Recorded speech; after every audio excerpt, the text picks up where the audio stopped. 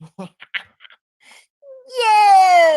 what is good people out there in the YouTube universe? Welcome to the Tuesday edition of Burn It Down with Kim Brown. I'm so very happy and excited to have y'all smiling face in the face. Can y'all believe it is fucking March 9th? Is that right? No way. Welcome to spring. I hope wherever you are in the country and in the world, spring is sprung all over the place and making you feel a little bit better. It's been a rough winter, been a rough 12 months. A lot of us are coming up on our year anniversary of being in some form of lockdown. When was your last day at the office? Drop it in the comments. Let me look at these here comments real quick. My last day at the office was, well, permanently, it was December 22nd. But my last day being present at work was March 11th, y'all. I mean, it's been a solid year. And, up until maybe about 2 or 3 months ago, I felt as though I was handling the lockdowns very well. Because generally, I can be, but people can bug me sometimes. So I'm all right doing the dolo solo thing. But I realized that number one, in the whole year, I have not been swimming, not once. I at least have to go swimming one time. Didn't get nowhere near a pool in the past year. Obviously nowhere near a beach. So okay, there's that. Didn't make it to a concert in the past year. The last concert I saw was February of 2020. I saw Raphael Sadiq at the 930 Club, and he was brilliant. But going to live shows is definitely my thing. And it makes me feel no bueno not being able to go to concerts. So there's that. We're all dealing with our own stuff in our own ways. What's up, Alicia? Hello, honey. Alicia said her last day in the physical office was around this time last year. I can't remember exactly. Yeah, it's coming up on a year for me and for everybody else who did and does work at the Real News. So March 11th, our shitty year anniversary. So you guys, coming up on today's show, as I was telling everybody who was watching the pre-show over on Patreon, patreon.com/BID with KB, BIDWKB, that is.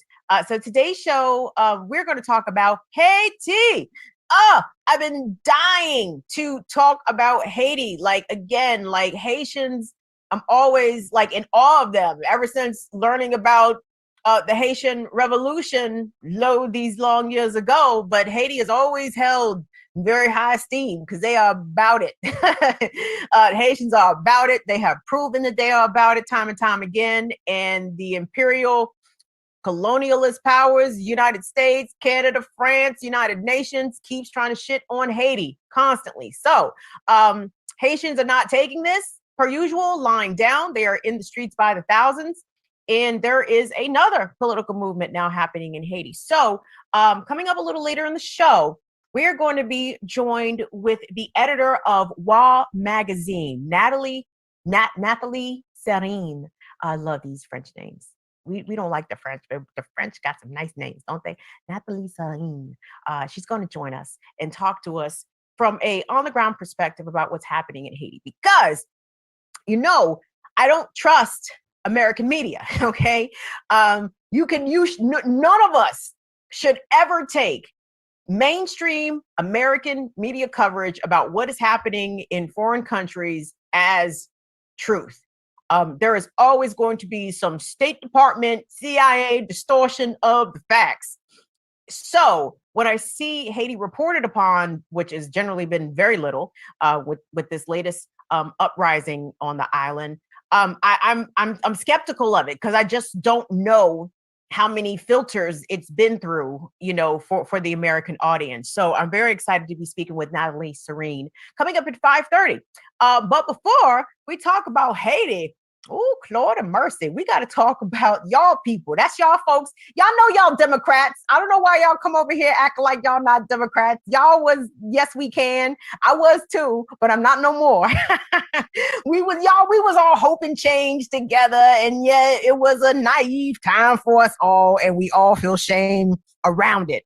And I'm just fucking with y'all because I don't think that y'all are Democrats. So, we can joke each other like that, right? But did you see this? Today, do me a favor, pop up that tweet if you could, sir, from The Intercept. Because wait. Should I talk about that first? No. Okay, hold on. Let me get this. Yeah, fuck it. We can talk about that first. All right. So Ryan Grimm from The Intercept broke this story today. The entire staff of the Nevada Democratic Party quits after Democratic Socialist slate won every seat. So they won every seat in the slate of Democratic leadership positions that were up in Nevada. Now, this is obviously in response to the Bernie wave, the Bernie faction in Nevada amongst Democrats, as Ryan Grimm has been reporting upon. Because we know how they did Bernie dirty in 2016.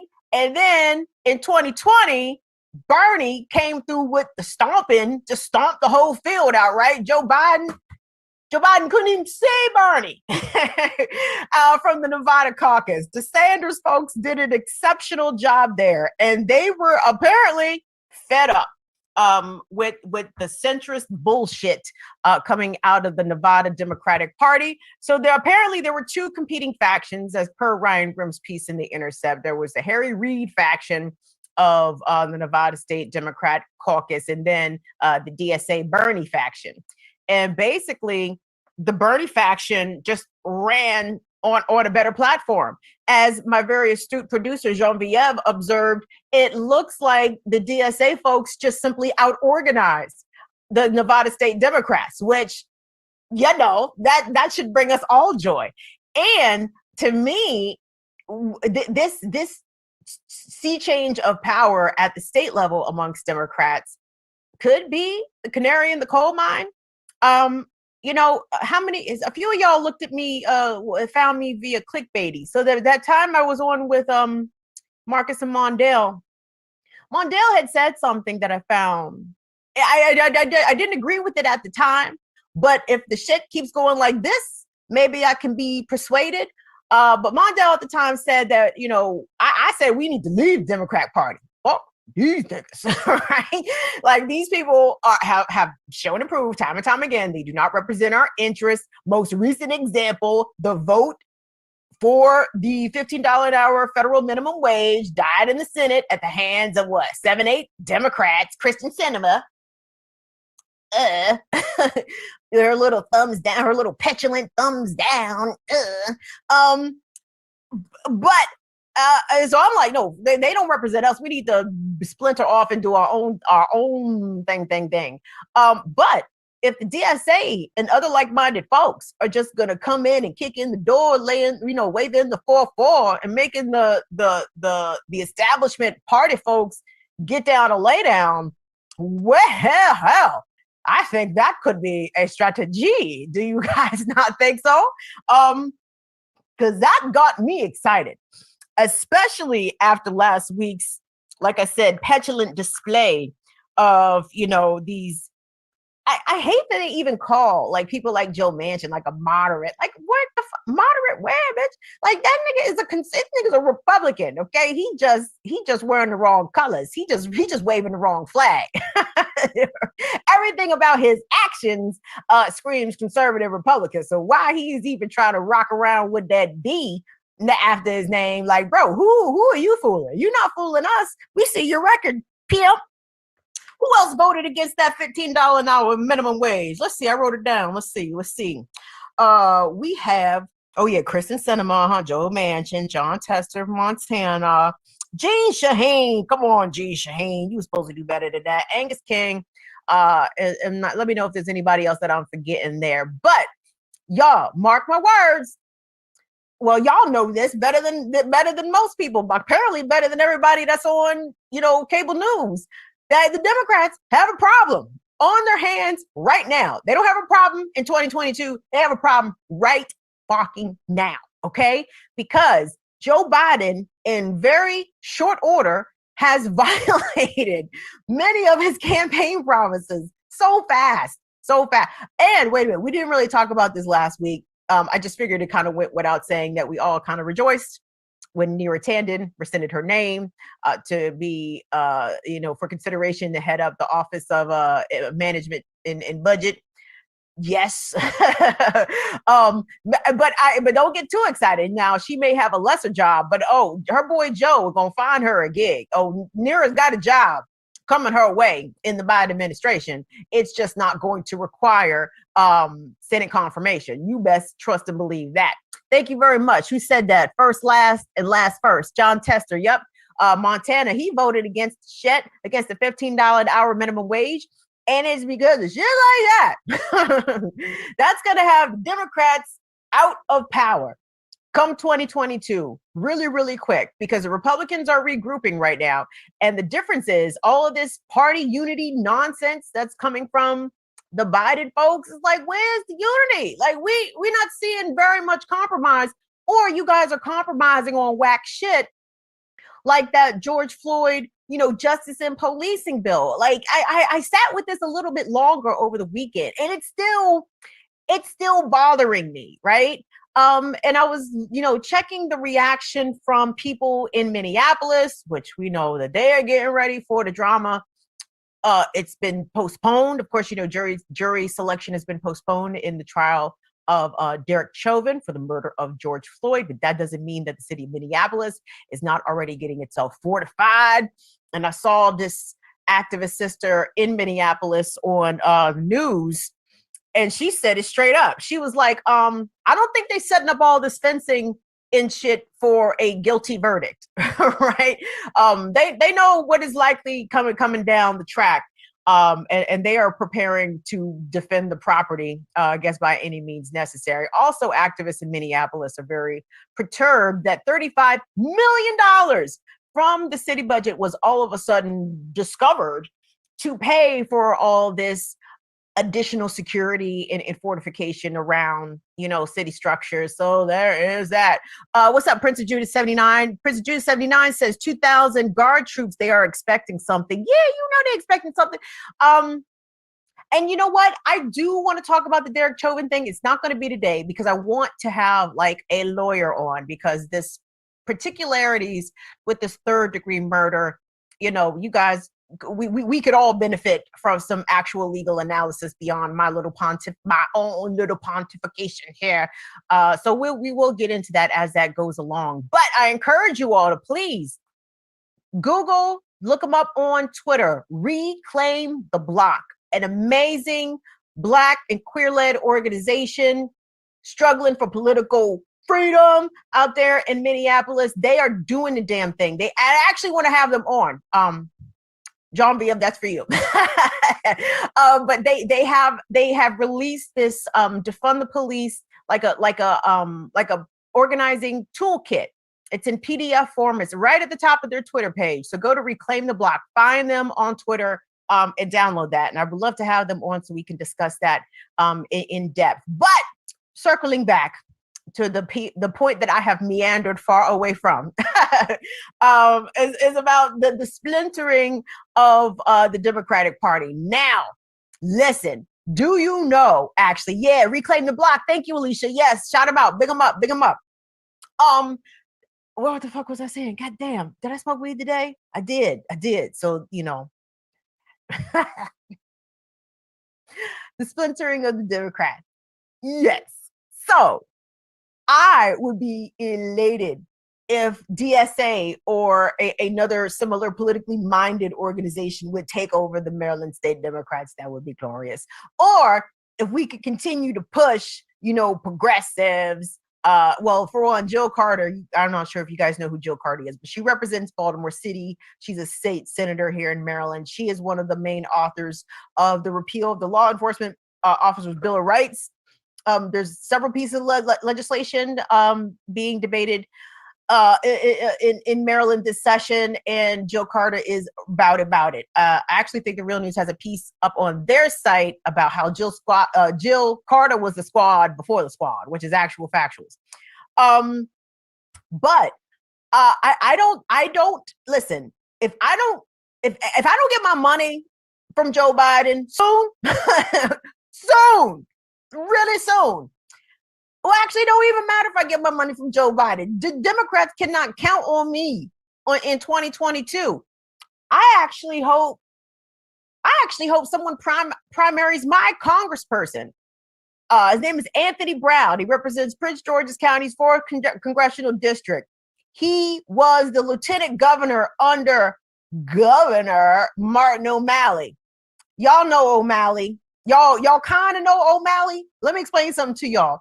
You never met a politician in Maryland in modern times who, I believe, maxed out his term as Baltimore City governor and maxed out his term as Baltimore City governor. You heard me. As Baltimore City mayor, and then maxed out his term as Maryland governor, and everybody hates that motherfucker. like I can't explain to y'all how hated Martin O'Malley is in the state of Maryland.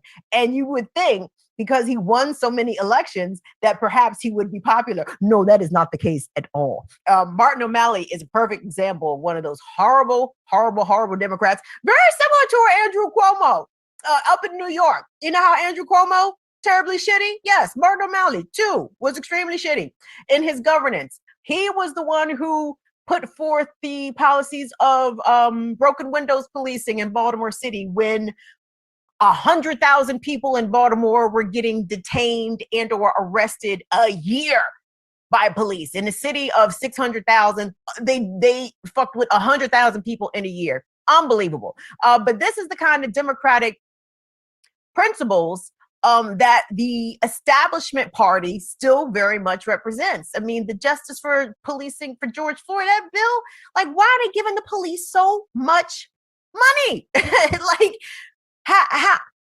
I mean, y'all, like, if you do a bad job, you don't get a raise, you don't get a bonus, you don't get a promotion. You probably are not going to even get more training. They're going to show your ass the door because you're bad at what you do.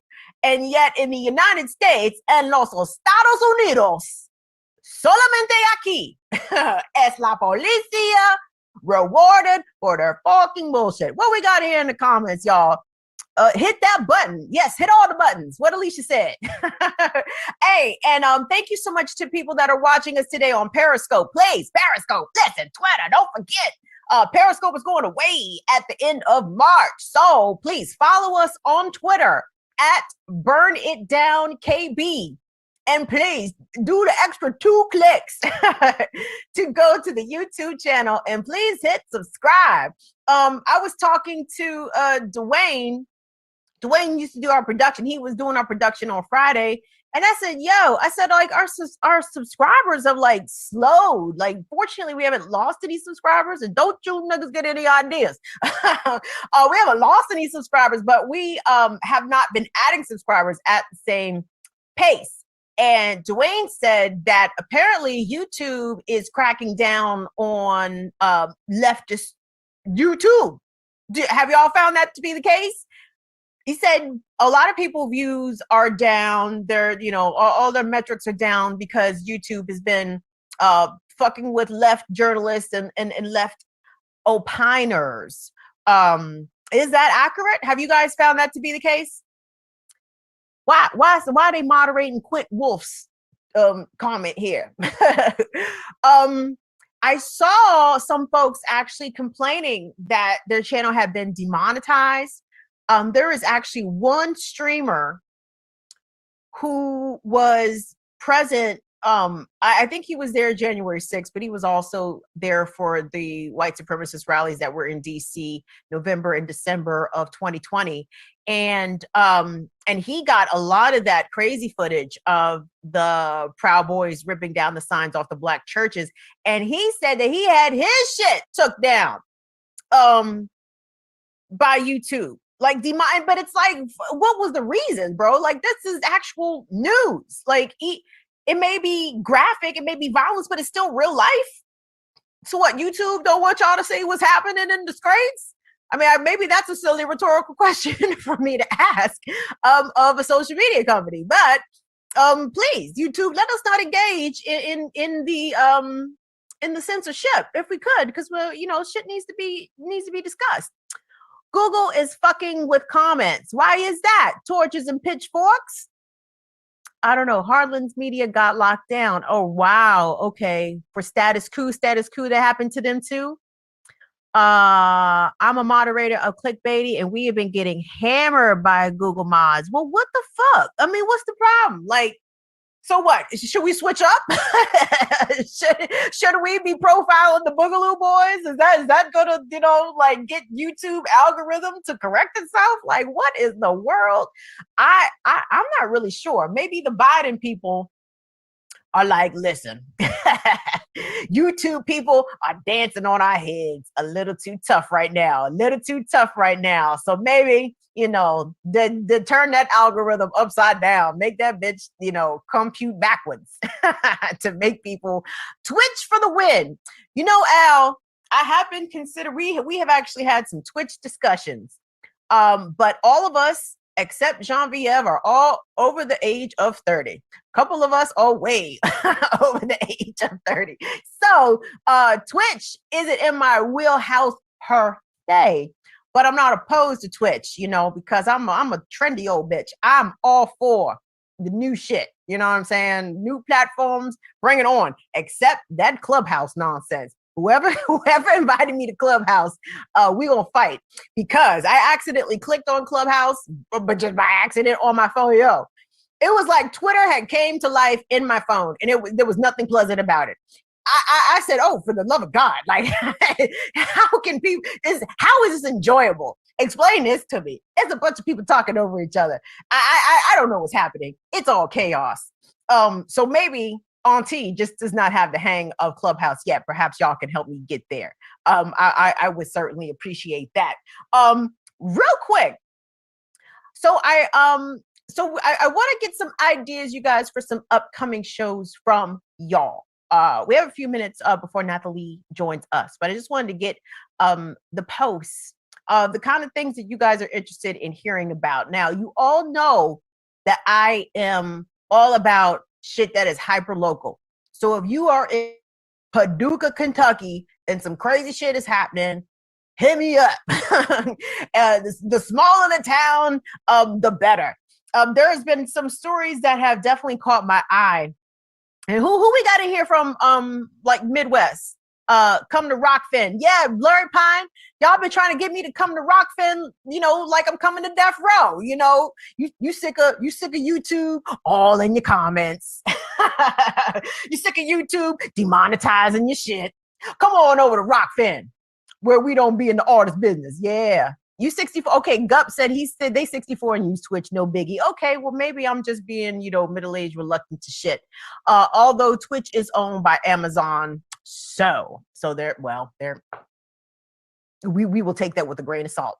What was I talking about? Oh, so now there's a story that we have been kind of pursuing and really not had a lot of luck trying to book for this story.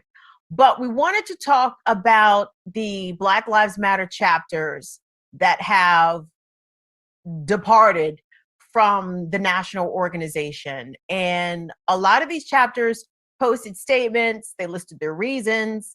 They felt as though, there was a lot of misrepresentation about the leadership style, what the strategies were going to be. Some chapters, had, favorite priority status over other chapters. The money was funny, all kinds of shit. So we have actually reached out to more than one Black Lives Matter chapter that has signed on to, this general sentiment statement. And, no, they're not saying no, they're just not hitting us back. So that's a no, right? But what I did see on Twitter was, oh man, let me pull it up so I can say exactly the correct thing. But who it was Mike Brown Sr. Mike Brown's father, the young man who was murdered by Darren Wilson in Ferguson. You know that his family, the Brown family, Mike Brown Sr., and them have asked for the Black Lives Matter organization to give them $20 million. Guys, who was it? Was it who did the report? Was it BuzzFeed who did the long piece on Black Lives Matter, the national organization, and found that they had raised or were sitting on $90 billion? Whew, that is a lot. Oh, okay, wonderful. Thank you. Thank you, Molly. So anyway, we've been reaching out, trying to get people to come on and talk about it. And again, it's not necessarily about slamming people, but if people need to be taken to task for their conduct and their lack of transparency, then that, I think, is something that's valuable. And we have to understand that, like, if we have pretenders like in our community and in this movement, we gotta know, like, because people will still be very inclined to support monetarily for straight up frauds.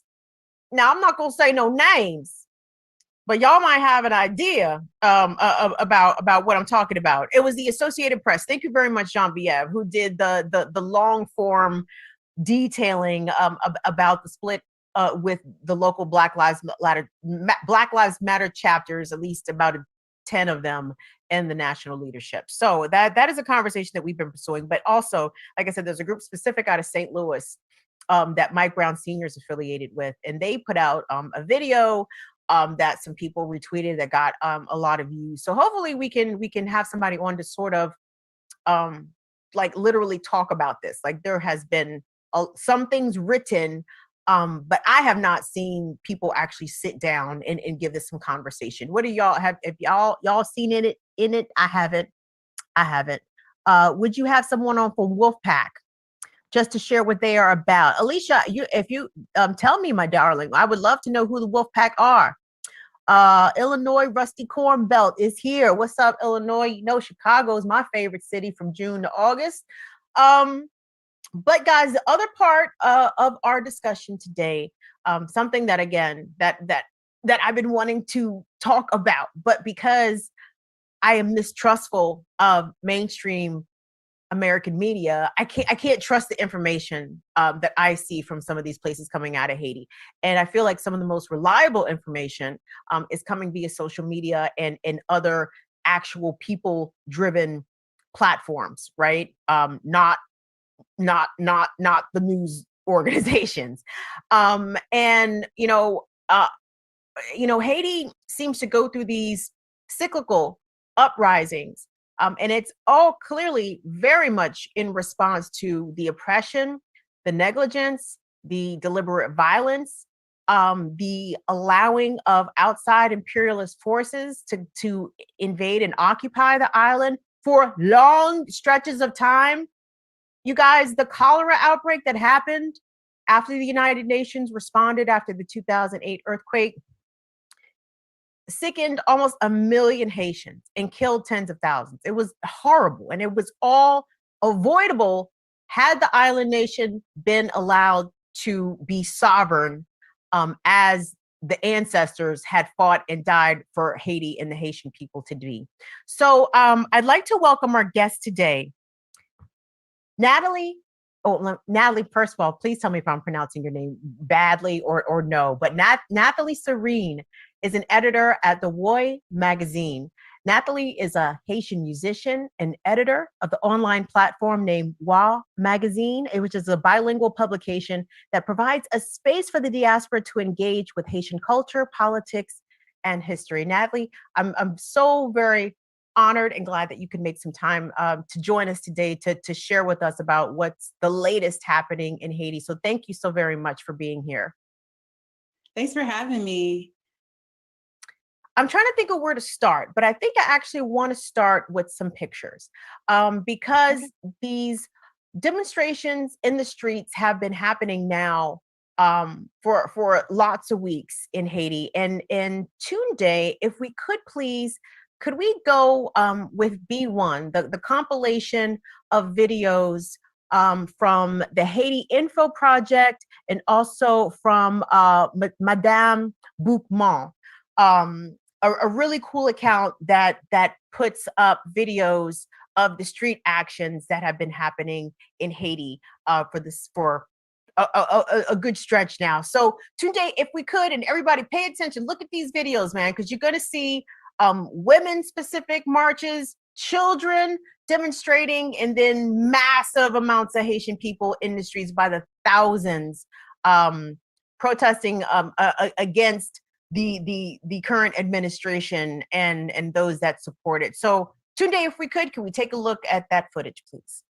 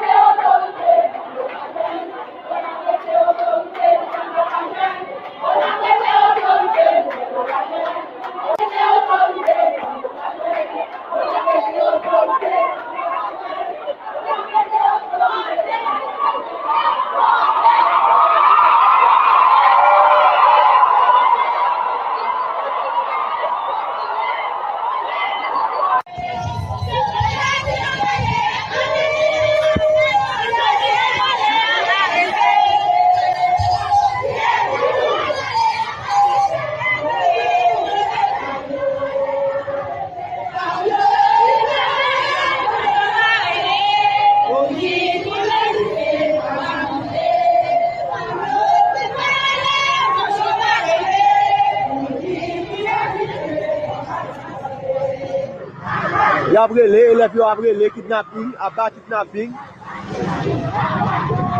Actuellement la nouvelle, dans l'ambassade américaine, élève yo abrele, abat kidnapping. Yo pas capable encore. Ça c'est la première fois que ça fait dans le pays. Pour élève abrele, abat kidnapping dans la rue. Ouais, policier, il faut tout après. Il y a plus élève yo a défilé, yo plusieurs, derrière l'ambassade là.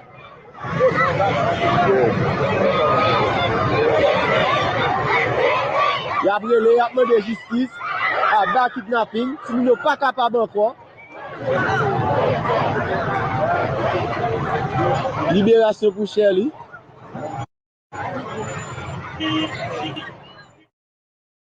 Regardez et écoutez à les enfants. Oui, that is amazing footage there. And that, again, is a snapshot of just a very small piece of what's been happening in Haiti over the past several weeks. So Natalie, tell us why Haitians have been taking to the streets en masse this time. Sure. Thanks for having me. So it's actually Natalie. So Natalie, I'm sorry, it's the H, and you know, I think I speak French sometimes, so I'll be trying to throw extra stuff. These protests actually started in 2019.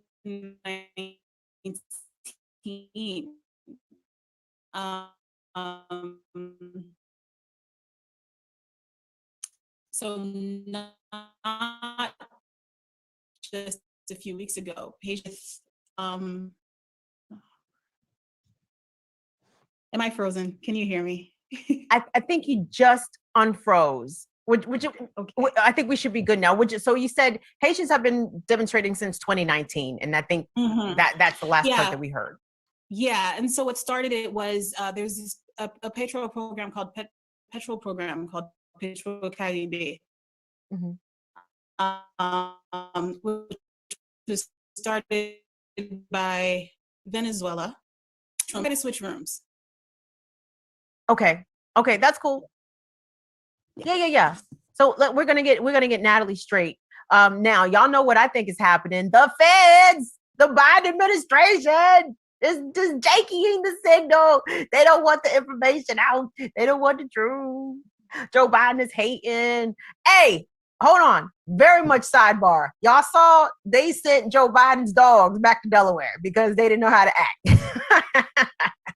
Now, I would have paid good money to see one of them German Shepherds bite White House security. Now, don't ask me why I would have found something like that funny. I have a dark sense of humor. But you know, Joe Biden's dog said, you know what? We want to go home. So how about we bite somebody and get the hell up out of the district? Is Natalie back, Tunde? Oh, Natalie. Okay. Do. Oops. And I was watching Coming to America over the weekend, y'all. Hence my 80s inspired records today. You see Salt and Pepper, you see New Edition. Y'all know what time it is. But anyway, are we good to go today? Okie dokie. Hold on, let me go back to the comments. Oops, did I just close the page? Oh my gosh. Oh my gosh. Can you guys hear my neighbor's dog? Listen, I have pit bulls, right? And my neighbor has like a Lhasa Apso. And let me explain something to you. How does Lhasa Apso swears that she can bang with these pit bulls? the Lhasa Apso be trying to posture up to my pit bulls. My pepper dog be looking like, really? Is this what you want to do, Lhasa Apso? Yeah. It's funny. Little dogs are amazing. Little dogs do not lack for the confidence. So there's that. Oh man. We good to go? I can hear her, Tunde. She sounds very, very clear. Everybody says we're good in the comments. YouTube police are on it. Yes, Pookie Wood. You know they don't like us to have nice things. The feds are here. Cheese it. I don't understand what that means, HF Brex. Oh, we're good to go? Oh, wonderful. Okay, you guys. Natalie Serene from WAW Magazine is back joining us now that we got our connection a little bit more together. But Natalie, okay, because you were about to drop some gems on us in terms of the reasons why Haitians have been protesting since 2019. Yeah. And you mentioned a petro deal, something with Venezuela. Yeah. So petro in Venezuela, I'm on it. Go ahead, I'm listening. Yeah, so there was a petro program started in Venezuela by President Maduro for countries in the Caribbean where they sold us oil at a fraction of the price. And the idea was that the governments could buy oil at the fraction of the price, and the money that they would have spent on oil should be put towards major social development projects. Okay. So this money isn't a gift. It's actually a loan, a very low interest loan to be paid over the next 25 years. And what is found is that a lot of projects were inaugurated under the current president's predecessor, who is of the same political party as him. And a lot of projects were inaugurated, supposed stadiums and schools and hospitals and roads, things that could actually have transformed Haiti. And the money is gone. The projects were inaugurated and never actually built, abandoned, and the Court of Auditors have released multiple reports that show that the money was wasted or pocketed, contracts were given to friends, and the current president's company was implicated in a lot of that. So that's what started these protests. And so people were taken en masse to ask, where is that money? Where is that money? And in the meantime, this president has taken multiple actions that are weakening different government institutions and just consolidating power for him. And so now we have come into a new realm where people are, and now it's a dictatorship. That's what we have.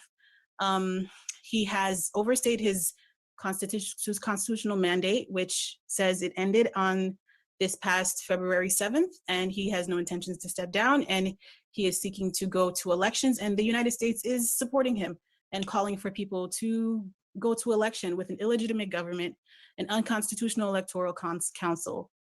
And many sectors of the civil society has said and the opposition have said we do not agree to go to election with the unconstitutional president who has overstayed his mandate. So this president that we're talking about, as I've seen some Haitian social media accounts describe him as the de facto president, Jovenel Moïse. And his predecessor was Michel Martelly, his predecessor, Moïse. Mm-hmm. And both of these presidents, perhaps use that loosely, had the backing of the United States and had the US support in addition to other imperialist powers. But I wanted to ask you, because So we know that the US, the UN, France, it has been meddling in Haiti's affairs in every aspect of Haitian life, especially on the political side. So, but when I was sort of doing a little bit of research, I went back to the administration of President Aristide, and it was President Aristide who was removed via a U.S. backed coup. So, has the party of Mr. Aristide been out of power since that 2004 coup, and the Yes. U.S.-backed interests have been in power since that time? Yeah. So the thing is that Haiti has been the international community's whipping boy forever, since 1804, right? So we have never been allowed to just be free and sovereign without their interference from the jump. And yeah, the 2004 is one major example of that.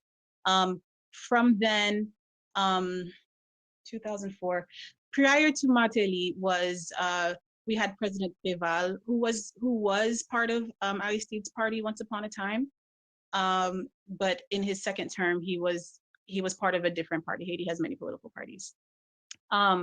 Since then, you can say that Martelly himself was handpicked by the United States, because that election was contested by other candidates who were running in that election, and by many sectors of civil society. And we found through WikiLeaks that Hillary Clinton personally got on a plane and got off the plane and got into the National Palace and made sure that Martelly remained on the ballot for the next round, and where he was ultimately named the winner.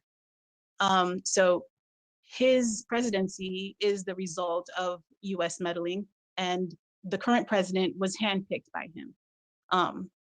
And the US has been slow to denounce all the human rights violations that have been happening in the last few years. We've seen massacres upon massacres. Haiti had a very bloody summer, especially in working class neighborhoods. Organizers explain this by saying that, there's a lot of gang activity where people are being killed, a lot of people are being kidnapped, especially in neighborhoods where resistance is most alive. And so these are the neighborhoods where the most people that you need to go out and vote, the people who fill the streets when it's time to protest, those are the people who fill the streets. And so those are the neighborhoods that are being targeted and terrorized. So when you have a president that is that murderous, and we are pretending that people are contesting him on just a technicality, and the international community is slow to denounce these human rights violations as Haitians continue to die and say that we are tired of dying, we're tired of watching our friends die. You have to ask yourself what is in it for them that they would support such a bloody regime. And I appreciate you bringing up the state-sponsored violence that is being committed against Haitians. And I wanted to talk about how dangerous work that is for organizers and activists struggling on behalf of democracy and true freedom for Haitians. Back in 2016, I had the opportunity to interview a young organizer from Molagaf. And his name was David Oxygen. And the reason why we were able to arrange this interview was to talk about the murder of another young Molagaf organizer whose name was Davichin Simeon. I want us to play this clip, if we could, from this 2016 interview I did at The Real News, where I'm asking David Oxygen, and by FYI, you guys, this is through a translator. So you'll hear David talking, but then you'll hear the French Creole translation. But I was asking him about how dangerous and perilous it is, and the very much life endangering work it is to organize against the Haitian regime right now. So Tunde, if we could we take a quick peek at this 2016 interview I did with Haitian Molagaf organizer David Oxygen. So David, who do you think is targeting your organization not only for harassment and for persecution, but who do you think is behind the murder of your comrade, Davichi and Simeon? Merci pour cette belle question. Thank you for asking this. It's a beautiful question. First, it's important to talk about Molegaf, which is very anti-imperialism, is in support of the working class, and so in that sense, it's a free organization. Because Molegaf denounces a fair number of issues, including reste avec, which is child domestic servants. There, they denounce trafficking. They denounce a host of human rights issues. But there are a lot of people who want to destroy Molegaf. So those that are in charge or those that are opposed to Molegaf, those that are in charge, are the ones that don't want change. That Molegaf is fighting for. The first person that is responsible is police officer Jean-Maxime with the Haitian National Police. He's the one that is responsible for the murder on August 13th, as well as the threats against Oxygen. The second that is responsible is the Haitian government, because they have allowed an occupation that is blocking a revendication of the people, of Haitian people, as well as Molegaf. And it's also them who continually renew the UN mandate for MINUSTA peacekeeping troops to remain in the country. The third responsible is the United Nations itself. Natalie, talk to us about the organizations that are doing the very dangerous work there on the ground on behalf of the Haitian people, trying to get economic justice, social justice, also dealing with police violence, state-sponsored violence, political violence. How perilous is it for people who are doing freedom work in Haiti? Sure. People that I'm particularly connected with, you find that university students are at the forefront of any given movement in Haiti, whether it be labor rights, women's rights, any given movement, you'll find students at the forefront. And one particular public death that happened in the past year was Gregory Saint-Hilaire, who was an education student who was protesting at his school and was killed by police, and people still don't know the name of the agent that killed him. And this is the kind of violence that people face. Just the government responding with tear gas and bullets to things like sit-ins and marches. And Jovenel at the moment he is ruling by decree because he failed to organize legislative elections, which means the senators and the deputies that make up the parliament, their terms expired and there is no parliament. So he answers to no one and he rules by decree, and he signs these controversial decrees, each one more controversial than the last.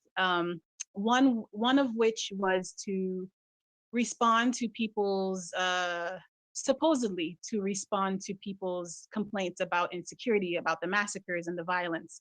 And so he set up a secret service with agents that no one knows the identity of, only aside from him, and answer to no one but him. And another thing that it does is that it criminalizes organizing in a lot of ways. One of the things that it criminalizes is it names burning tires as a terrorist act. And any serious Haitian organizer, is burning tires is a major tool of theirs, because burning tires is like the most aggressive form of nonviolent protest, right? They're very hard to ignore. You burn a tire, it's how you can shut down a road, it's how you can get people's attention, and it's how you can get the attention of the press, right? Because one of the major points of protest is making a scene and making a statement. And so when you make burning tires a terrorist act, right? It makes you wonder, what exactly, who are you protecting? You say you're protecting the citizens, but it seems like you're actually you're criminalizing organizing, right? So we've gotten to him naming different things that organizers do as terrorist acts, and then we see organizers and students who are at the forefront of these movements dying, and at the hands of police, and with no justice, no statements in return, nothing. No accountability. Impunity has been a large marker of this government. Everything happens. You know, there was a journalist shot right on camera by a senator, and he is still he's still there. I'm sorry, you said there was a journalist shot by a senator on camera, and there was no it was consequence. the bullet ricocheted, like it wasn't like a direct shot, but yeah, he shot a photojournalist who works for the Associated Press.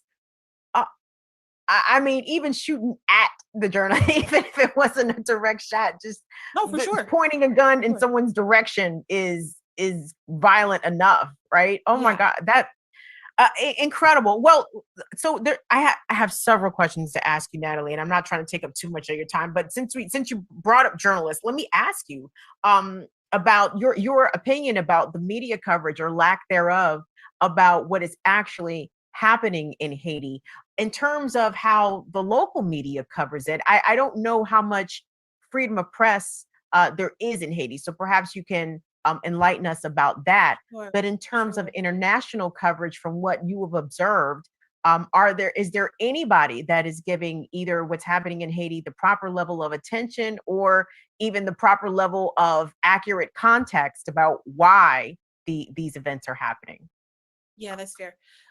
So in terms of the press in Haiti, you know, targeting the press has been a long-standing practice of strongmen presidents in Haiti. And, you know, under the Duvalier regime, it was very, very common for journalists to simply disappear or to lose their lives. And I think the legacy of that continues today. And in that, like, there's a culture of fear among the press, you know, and they face really, really dangerous conditions, work conditions. But despite that, a lot of them are doing really good work. In terms of the coverage that's happening in the United States, you know, there's a lot of what can be expected, right? And you have to be careful of who you're paying attention to. You know, I find that a lot of people who are quite to the left politically in the United States have no problem listening to things that are very right when it comes to Haiti, you know? Mm-hmm. And that's one of the things we seek to end at Way Magazine. We have a weekly newsletter where we bring people the news that we think is noteworthy and that is accurate and worth boosting, and so that you don't have to do that digging, you know, because it's really easy to believe the lies of something that you're far from. And actually the US government counts on people being uninformed about what's going on in the global South, because that allows them to interfere without any accountability, right? And so that means it means kind of flexing, it means kind of using the linguistic tools that are at our disposal because of the internet. You know, it means paying attention to Haitian press and making use of your Google Translate. And it means paying attention to Haitian organizers. Right now, coming up on March 11th and March 12th, on Congress in the United States, there's having hearings just on Haiti so that they can inform Biden on what policy should be for Haiti. So organizers in Haiti are calling on people in the United States to call their local congressperson and inform them that they should not be backing a dictator, and that we should not be asking to go to election with an unconstitutional electoral council, and that we should not be going to election with such a bloody regime, and that people have been dying all summer, that the massacres, the facts are right there. They're all right there. If people are looking for sources, you know, once again, like our newsletter isn't just us. This is us just gathering statements from organizing groups, from Haitian media outlets, and it's all laid down right here. Everything that's gone on over the summer, massacre after massacre, and protest march after protest march. The protests that have been happening every Sunday are being called by different sectors of civil society. The one last week was called by doctors because a doctor was killed in front of his home just last Sunday. that morning or the morning prior. And the week before that was called by the sector of Protestant churches. So this isn't simply political opponents going at it. This is the Haitian people are standing up and they're saying we are not going to put up with this government that is no longer legitimate, that has overstayed its constitutional mandate and is seeking to dismantle our institutions. Thank you so much for sharing that, because it's so important to try to get the information about what's happening in a very country specific place from people in that country or people who are directly connected to that country and not part of the oligarchy as well, who have an agenda to sort of distort the reality of what people are enduring and the atrocities that are happening there. You know, I appreciate you bringing up what's going on with the Biden administration, because, you know, it almost doesn't matter who's president of the United States. It doesn't. When it comes to Haiti, it does not matter. Foreign policy towards Haiti is a bipartisan effort. You know, we've seen the same treatment of Haitians. You know, people very popularly learned the statistic of 44% of people who are in detention at ICE are Haitians. But that 44% didn't materialize under Trump, right? This is a result of many, many years of really aggressive immigration policy towards Haitians, and that Haitians are a very, very specific voting bloc in the United States, and that we are Black, but we are also immigrants, right? And so you'll find stories of people in the early 90s coming on the very same boats as Cubans, right? And Cubans being welcomed with open arms, and Haitians being sent to Guantanamo. And this is under Clinton, right? That's right. So this is not a matter of vote blue or vote red. It's a matter of paying attention, having the same attention to foreign policy or to policy in general as you did under the guy you didn't like because he tweeted crazy, you know? It's incredible, Natalie, because, you know, I was researching today's topic and I was trying to find things that the Trump administration did and said pertaining to Haiti, you know, on their way out the door. And, you know, I found a quote from former Secretary of State Mike Pompeo, basically threatening the political opponents of Jovenel Moïse, right? Saying that if you stand in opposition to Moïse, there could be consequences for you. So it's like, well, if people have a problem with Trump's policy, if that was Trump's position towards Haiti, then you would think that perhaps Joe Biden would have a completely different approach. But chances are the Biden administration because the U.S. government that backed this party in the first place was Obama's. So, you know, it would be nice to want different from Biden, but history shows us that that's not a realistic expectation. Shoot, Matt, now I need to go back and check because I think Joe Biden was either ranking member or chair of the Senate Foreign Relations Committee when he was still in the Senate. So I'm sure there's a lot of C-SPAN gold about Joe Biden being on the wrong side of things when it comes to Haiti. Natalie, you know, obviously people are going through hard times now, dealing with the pandemic, dealing with the recession, dealing with so many things over this past year. But for people who, Black Americans specifically, who want to help Haiti, right? And who already understand and know that the American Red Cross is not the way to go if you're trying to help Haiti. So what are some ways directly that people can offer support, can offer resources, but know that it is going directly into the hands of people that actually need it in Haiti and not being, you know, diverted off into some nonprofit's pocket? Yeah, that's such a difficult question. I know. I'm sorry. Because, you know, something that 2020 really taught me. I'm tuning in from Philadelphia. You know, I think 2020 we really learned a lot about community care and how to just go and skip the established systems of supposed aid and, you know, help each other directly, right? And a lot of those pipelines for Haiti are a little harder to find if you don't have people directly on the ground. So what I can say is that there are smaller grassroots organizations that are Haitian led, you know, that are student-led and Haitian-led that I'm having a hard time naming off the top of my head at the moment, but our newsletter does tend to have a call to action when there is a good cause that can be donated to. And I promise you, we are never putting Americans on there. Please, no.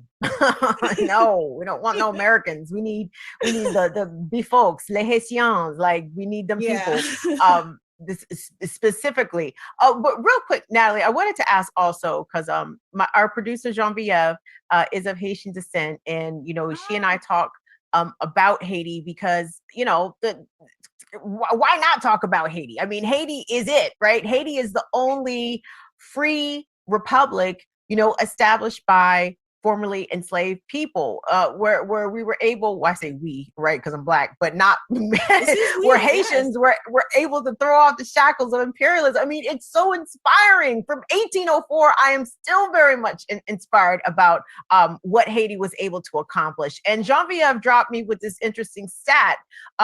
More than 50% of the Haitian population is under 23 years old. So I wanted to ask you, because you talked about how much student and youth-led organizations are at the forefront of these movements. What has their involvement been this time around? Like, when you have more than half of the island is under the age of 23, that tells me, I mean, these are Gen Zers. I mean, they are ready to burn the shit down and flip it all the way over. So what is your take about the young folks? Well, you saw that video you showed in the beginning with literal school children in the streets, right? Mm-hmm. And so I mean, it actually quite saddens me, because what we have is there's a lot of complacency in any given place, right? And where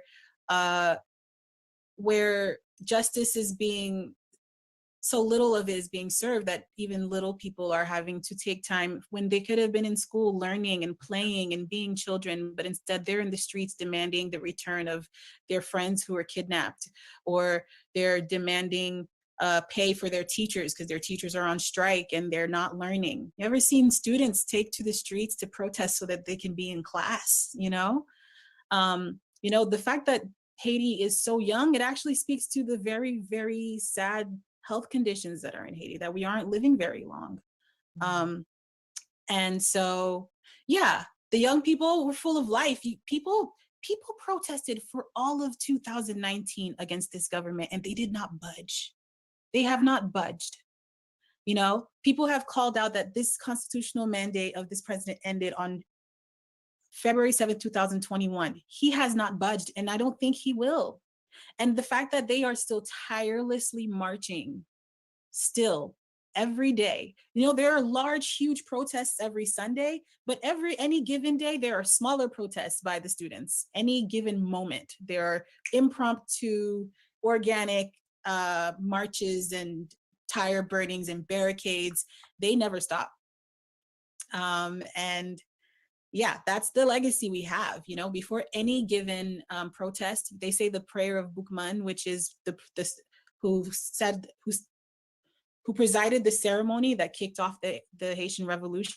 Every protest is understood as an extension of that revolution. So yeah, there's special people right now in Haiti who are being failed, and they won't go down quietly. And speaking of, Natalie, like the question I'm trying to ask is, do you think it's likely that the people will forcibly remove Moise by force, or is he so protected by the United States and the UN, Canada, France, etc., that is extremely unlikely thing that can happen? It's hard to say because, in the beginning of 2019, I was really hopeful. My sister lives in Haiti and she's part of, one of the organizing groups, and, we were very on fire. And, I just saw them. I saw people lose steam very little by little in 2019. It's really hard to say. There is a certain hypocrisy among the international community, in that they tend to back off when it becomes politically inconvenient and pretend like it was their idea all along to be on the side of the people, So there's chance for that. But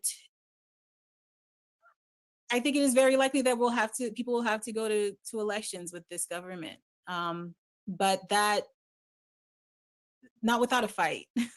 Mm-hmm. Mm-hmm. And lastly, Natalie, who are Haiti's friends?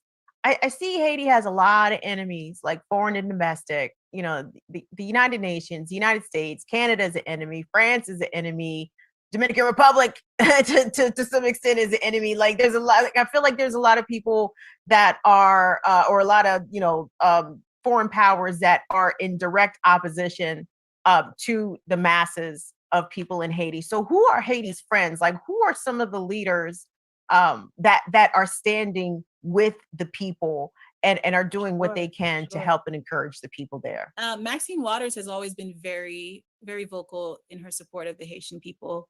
And the Petro-Caribe program started by Venezuela was that was a great opportunity to transform Haiti. That was an example. Like, Haiti has historically been there. Part of our legacy of 1804 was that like our ancestors didn't just end slavery on the ground, like they were trying to end slavery everywhere, right? And so they were instrumental in a number of movements everywhere. So the Petro-Caribe program, in my opinion, is an example of that being returned to us, being offered opportunities to have funding for huge projects after the 2010 earthquake that destroyed so much in Haiti.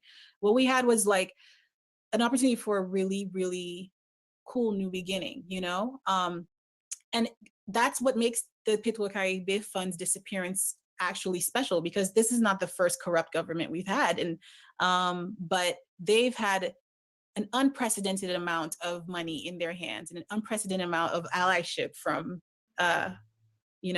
countries in South America, and they wasted away and they pocketed it. And when you think about that, the fact that they were the United States handpicked government and they pocketed it, it makes you wonder, was that a command straight from the top? The grift, like it was basically, Haiti was basically, I guess, an intermediary for the U.S. to sort of finesse these funds from Latin American countries. Possibly? I don't know. Right. I mean, I'm not sure. Correct. Right. I mean, the finesse could have worked so many different ways, because so much is possible. I mean, just the amount of money that Haiti has been finessed out of for the past 20 years is staggering. I mean, we're talking probably billions of dollars at this point. But Natalie, I'm going to let you go. I really appreciate you making some time, and thank you very much for making very clear things that are sometimes very complex for people who care about Haiti and want to know what's going on with Haiti, but are always skeptical of like the State Department filter that is coming from mainstream American organizations that may or may even not report anything about Haiti. But I'm just so distrustful of what mainstream media has to say, not just Haiti, but the global South, Middle East, everywhere that's not Europe and the United States. I think they're lying about it. So, but I so appreciate you joining us. Can you please tell us where to find WOI Magazine? Yeah, so WOI Magazine. WOI is like Creole for wow or whoa, So WOI is spelled WOY magazine.com. And we're on social media at WOI Magazine, WOY Magazine. Yeah, that's where we are. Sign up for our newsletter. We have a Haitian history podcast, and we have a bilingual blog. Everything we do is written by Haitians or people of Haitian descent, people in Haiti, people in the Haitian diaspora.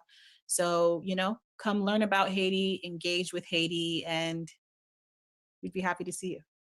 And learn from Haitians first and foremostly. Get it directly from the source. Don't go to the filter. Don't go to the in between. Go directly to the source. WOI Magazine. We've been speaking with the editor, Natalie Serene. Natalie, thank you so much. We would love to have you on again. I really appreciate it. Your insight is extremely valuable, and I learned a lot. So I appreciate you schooling us today about what's happening in Haiti. Thank you. Thanks again, you guys. Please go follow WOI Magazine. I was extremely impressed and very appreciative of the information and the context that Natalie was able to provide for us. I hope you guys learned something.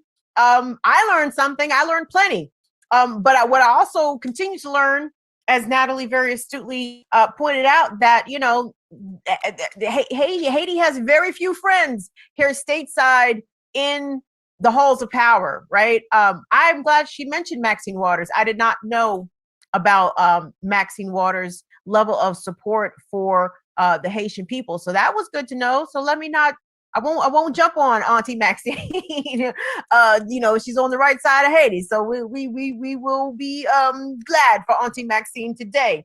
But the Biden administration, chances are they are not going to be a friend to Haiti, but we will be keeping an eye on whatever the new administration's policy is going to be dealing with Haiti. But chances are they are going to continue to support the dictator. So bear that in mind. And per Natalie's suggestion, I want you guys to all do this if you're able. Call your congressman and tell him that we do not rock with Jovenel Moïse. Like, he gotta go. He gotta go. His overstayed his welcome. He's not abiding by the constitutional democratic process that Haiti has established. So I'm gonna call Anthony Brown, who I don't like anyway, but I've called him a couple times and told him to run me my $2,000 check. And I called him for a couple other things, but no, call your Congress people. That is extremely good advice, especially if we're trying to have our voices heard by our elected representatives. So guys, there we go. 6:12. I'm gonna turn y'all loose for the rest of your Tuesday. Here in the DC area, we had amazing weather. Like, it was above 60 and it was glorious. So please, if spring has finally sprung, if you're able, get outside, get you some sunshine, get you some vitamin D. I mean, look at me, y'all. I'm about as yellow as that wall behind me. It's so bad. I need some sun so desperately, in the worst way. So please wear your mask when you're outside, because apparently COVID is fucking everywhere. Don't believe the hype. I understand hospitalizations are down, vaccinations are up. Everybody can't get that vaccine. Everybody also don't want the vaccine. And these people are about to start wilding out for spring break. So you know what that means. That means another surge of COVID is probably coming in our direction. So please, I'm encouraging you to please go outside and get some sun and get some fresh air. But God damn it, please protect yourself from this fucking virus that is still here a year later. Why? Because America is terrible. And again, let me please make another plea for all of our viewers who are abroad, not in Canada, not in the UK, and not in Australia. Please send a boat. Send it right up the Potomac. I will be out there with a lantern. One by land, two by sea. Please come pick me up and take me away from this country. I do not like it here. I do not like it here. But I don't want to go to Canada, and I don't want to go to the UK, and I don't want to go to Australia, because that's just different versions of whatever the fuck we got here with much, much better healthcare. But I digress. Kids, that's our time today. We will see you back here for Burn It Down Friday. Again, follow us on Twitter at Burn It Down KB. You can become a patron. Thank you so much to our outstanding, amazing patrons. More than 50 of you have signed up. So thank you again for your amazing support. Patreon.com/BIDWKB. And for God's sake, subscribe to the channel. We have been stuck at like 1,400 and some change for like weeks now. It's making me so sad. So can we please, I just want to get to 1,500. If we get to 1,500, I will shut the fuck up for like a month. I won't even complain.